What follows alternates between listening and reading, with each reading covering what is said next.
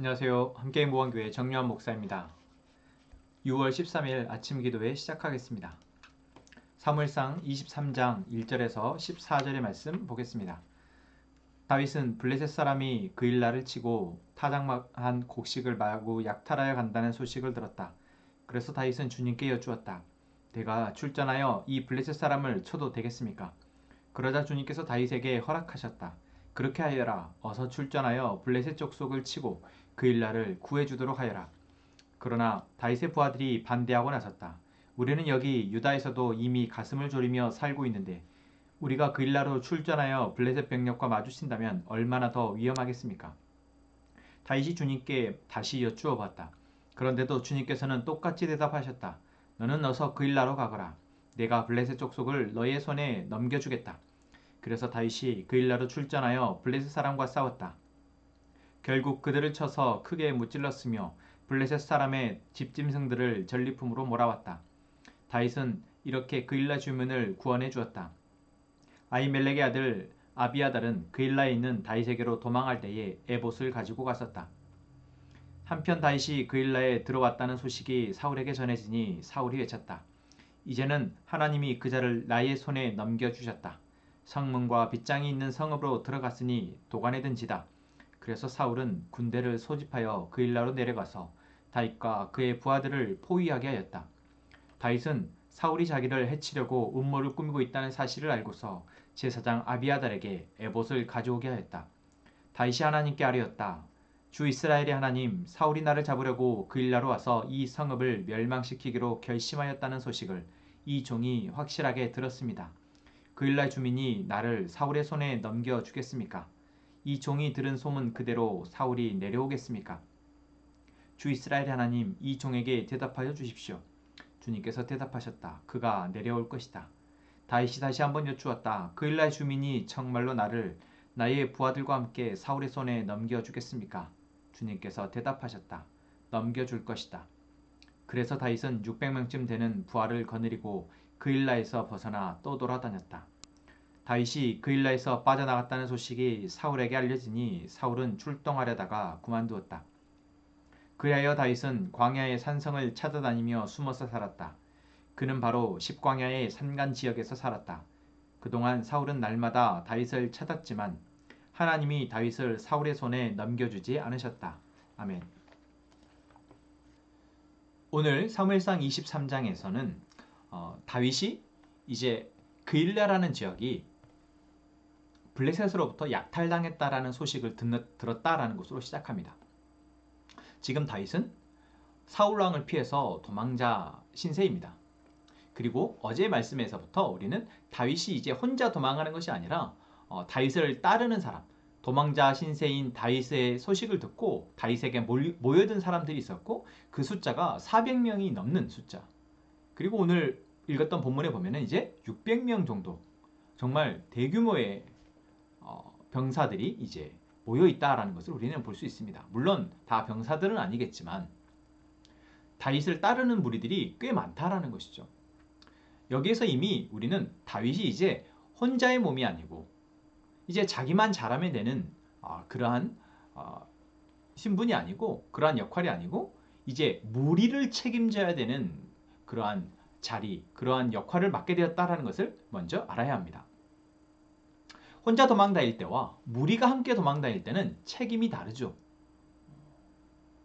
이러한 상황에 다윗이 듣게 된 소식은 바로 그일라라는 지역이 블레셋으로부터 공격당했다라는 이야기입니다. 그 말을 듣고 다윗이 한 것은 바로 하나님께 기도하는 것이었습니다. 하나님께 뭐라고 기도합니까? 내가 출전하여 이 블레셋 사람을 쳐도 되겠습니까? 라고 묻는 것입니다. 이 질문에 여러분 무엇을 느끼십니까? 이 질문을 물을 때 이미 다윗은 자기가 비록 도망자 신세이고 자기를 죽이려 하는 사람이 이스라엘의 왕 사울인데 내가 이스라엘 주민의 이러한 침략 소식, 이스라엘 주민들이 고통당하고 있다는 소식에 내가 무슨 상관이냐라고 충분히 할 수 있지만 다윗은 그것을 외면하지 못하고 그 상황에 내가 도와야겠다라고 생각하고 그 전제하에 하나님께 묻고 있다라는 것입니다. 왜요? 왜 그렇습니까? 이미 다윗은 바로 하나님의 종이며 또한 하나님의 백성을 위해서 싸우고 하나님의 백성의 아픔을 외면할 수 없는 그러한 사명을 다윗이 이미 느끼고 그것에 따라왔기 때문에 그렇습니다. 이제 그저 어린 양을 돌보는 양치기가 아니라 이제 이스라엘의 장군으로서 블레셋과의 전투에 참여했었고 또한 수많은 전쟁에서 승리하면서 이제 다윗은 이스라엘 민족이 바로 자기의 쳤던 그 양과 같이 내가 보호하고 사랑해야 하고 또한 책임져야 하는 그런 민족이 된 것이죠. 그런데 물론 지금 자신의 상황은 도망자 신세입니다. 그럼에도 불구하고 다윗이 이 마음을 잃지 않다라는 것. 자기를 향한 하나님의 뜻과 그 계획을 놓치지 않고 있다는 것. 이것이 참 우리에게 중요한 부분인 것 같습니다. 자, 그런데 여러분, 이 상황에서 다윗은 혼자가 아닙니다. 그래서 자기를 따르는 병사들에게 묻습니다. 뭐라고 얘기합니까? 다윗의 부하들에게 물었을 때 다윗은 이미 우리는 유다에서도 가슴을 졸이면서 도망치고 있는데 블레셋과의 전쟁을 한다면 우리가 더 위험해지는 거 아닙니까? 라고 너무나도 합당한 이유를 들어서 반대하는 것이죠. 부하들이. 그때 다윗은 어떻게 합니까? 다시 한번 하나님께 여쭈어봅니다. 그랬을 때 하나님께서는 똑같이 대답하십니다. 이제 그 일내로 가서 블레셋과 싸워라. 내가 그들을 너희 손에 넘겨주겠다. 그리고 다윗은 이제 블레셋 사람과 싸웠고 대승을 하게 됩니다. 그리고 오히려 블레셋 사람들이 가지고 있던 짐승들까지도 전리품으로 가지고 오죠. 이제 다윗이 도망자 신세에서 정말 그일라라는 사람들을 모두 다 구원한 구원자가 된 것입니다. 자, 이러한 다윗의 모습과 비견되게 오늘 사울 왕이 또 한 번 나오는데 사울 왕이 이제 그일라에서 일어난 이야기를 듣게 됩니다. 다윗이 그일라라는 성에 이제 주둔하고 있다는 것을 듣게 된 것이죠. 자, 그 말을 듣는 다윗은 어떻습니까? 사울은 이렇게 생각합니다. 이제는 하나님이 그자를 나의 손에 넘겨주셨다. 성문과 빗장이 있는 성읍으로 들어갔으니 도간에든 쥐다 하면서 군대를 소집하죠.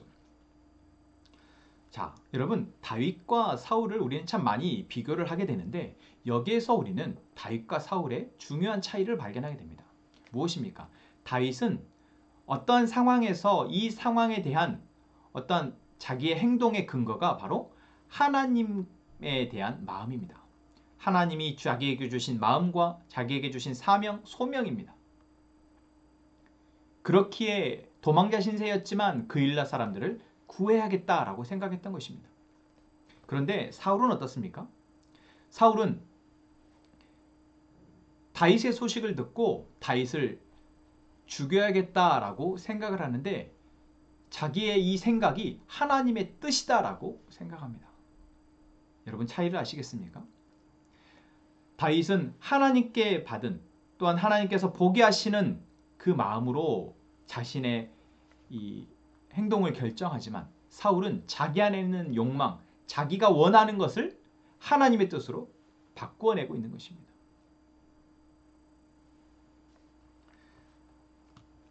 여러분 우리는 어떻습니까? 우리가 수없이 많은 기도를 하나님께 합니다. 우리가 그리고 많은 상황들을 우리는 맞닥뜨리면서 살아갑니다. 그러면 우리는 그 상황 가운데 하나님의 뜻이 무엇인지 올바로 분별하고 대응하는 상황은 얼마나 됩니까? 또한 그러한 상황 가운데 우리는 하나님께 그 뜻을 묻습니까? 우리는 다윗입니까? 사울입니까?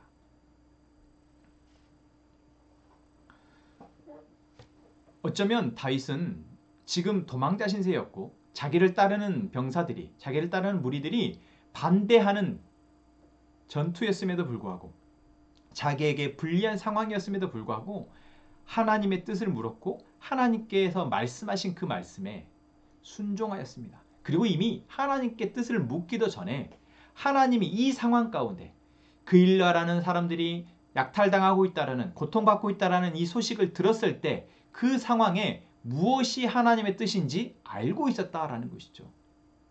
자기의 만약에 일신의 안위와 이 무리의 어떤 편함이나 어떤 안전을 생각했다면 당연히 무시했어야 할 상황에 다윗은 하나님의 뜻이 무엇인지도 알았고 또한 하나님께 묻고 그 하나님의 뜻에 순종하였다라는 것입니다. 그 이후에도 하나님께서 다윗에게 또 이제 하나님이 다윗을 도우시는 이야기가 나옵니다. 사울이 다윗의 소식을 듣고 이제 그일라로 내려와서 다윗을 죽이려 합니다. 그리고 다윗은 그 이야기를 듣게 되자 하나님께 묻습니다. 그때의 방식은 바로 이제 제사장이 가지고 온 에봇이라는 것. 그래서 이 우림과 둠밈이라는 두 가지 돌이 있는 이 에봇을 통해서 하나님의 뜻을 묻죠. 그래서 하나님께 하나님 사울이 내려오겠습니까? 또 우리가 지금 구해준 이 그일라 사람들이 우리를 사울에게 내어주겠습니까? 사실 여러분 그렇게 생각하기 쉽지 않지 않습니까? 내가 이 그일라 사람들을 구해줬는데 설마 그일라 사람들이 나를 사울에게 내어주겠느냐? 그렇게 생각하지 않고 안심할 텐데 오히려 다윗은 묻습니다. 그리고 하나님께서는 그 다윗의 물음에 그렇다라고 대답하시죠. 여러분 지금 다윗이 처한 이 두 가지 상황 누구도 아마 다윗과 같이 선택하지 못할 것입니다. 그런데 첫 번 그일라가 침략당했다는 소식을 들었을 때도 또한 그일라를 구해주고 이제 이 그일라 성으로 사울이 병사를 이끌고 출병할 것이라는 소식을 들었을 때도 다윗은 하나님의 뜻을 묻고 그 하나님의 뜻에 따라 그대로 행동에 옮긴다라는 것입니다. 그래서 그일라 성을 떠나서 이제 다시 도망자의 길로 돌아갑니다. 오늘 우리는 이 다윗의 모습을 통해서 첫 번째는 다윗이 이전에 혼자 도망갔을 때 블레셋으로 도망가고 또 이 제사장의 집으로 피하고 그래서 결국 제사장의 집이 다 몰살당하는 이런 정말 끔찍한 이 상황을 초래했던 이 다윗이 이제는 무리를 이끌게 되어지고 이제 무리와 함께 움직이면서 어쩌면 정말 더 진중하게 하나님의 뜻을 묻고 신중하게 하나님의 뜻에 따라서 담대하게 순종하며 가고 있다는 것. 여러분 우리는 이 부분을 조금 주목했으면 좋겠습니다. 우리는 사실 난 사람의 결정이고 내가 결정하는 대로 내 삶을 살고 싶다라고 생각할 때 그 결정은 조금 덜 신중해질 수 있습니다.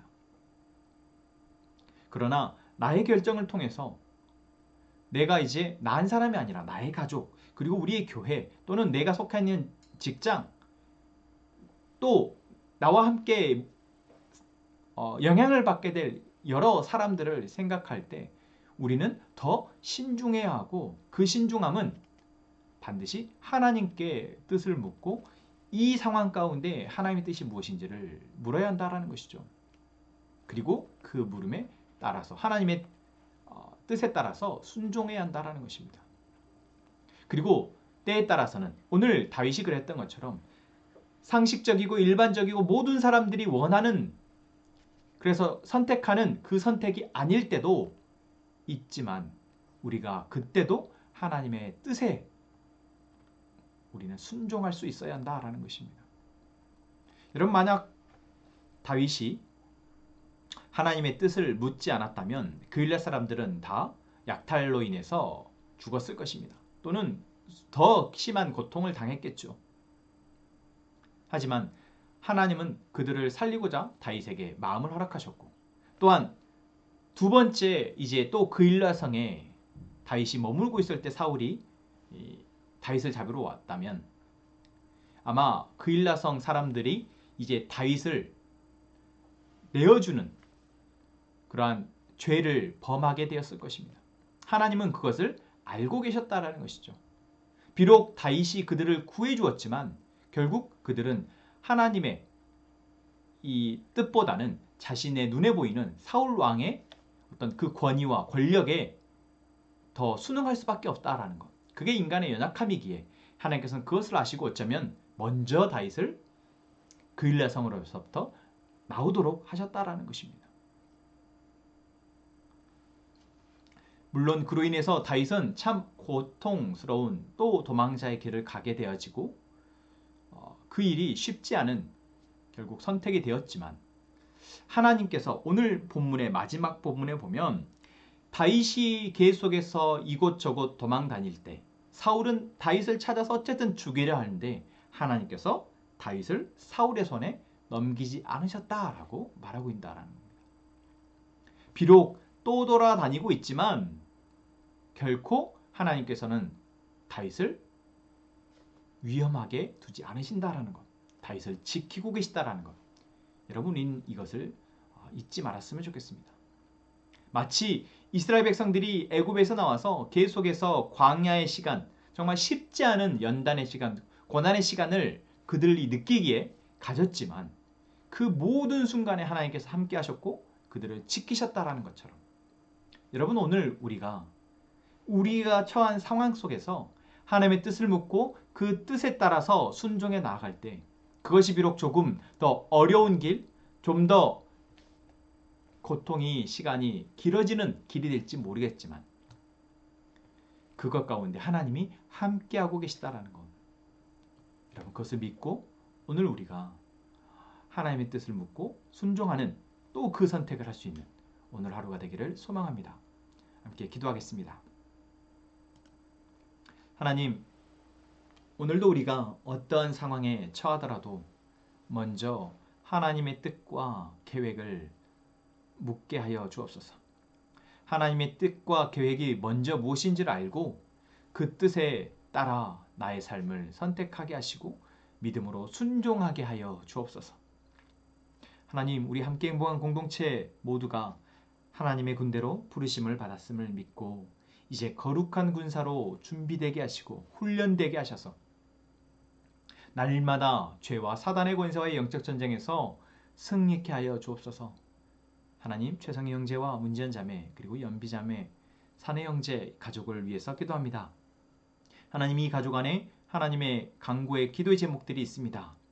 주님, 그 모든 기도의 제목 가운데 하나님의 뜻이 이루어지게 하시며 또한 그 이루어지기까지 하나님 앞에 기도할 때 견딜 수 있는, 감당할 수 있는 믿음과 힘을 허락하여 주옵소서. 하나님, 이 시간 우리의 가족들이 하나님 앞에 기도할 때 하나님 각각의 기도의 간구를 들으시고 하나님의 뜻이 이루어지게 하여 주옵소서. 예수님의 이름으로 기도합니다. 아멘.